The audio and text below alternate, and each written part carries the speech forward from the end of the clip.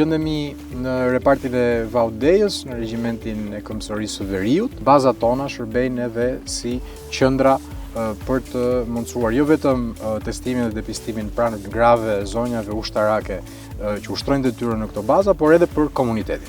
Për mua është një ndjesi e bukur që jam këtu jo vetëm si ministre, por si mjeke diagnostikuese.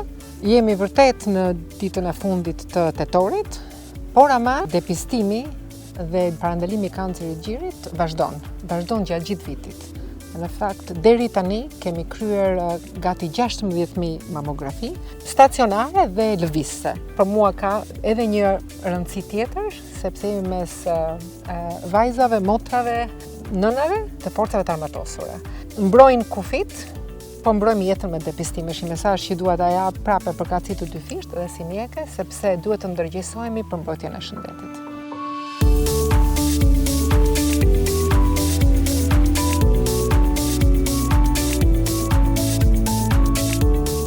Emergjenca na bashkon, si të mbi shëndetësinë dhe mbrojtjen.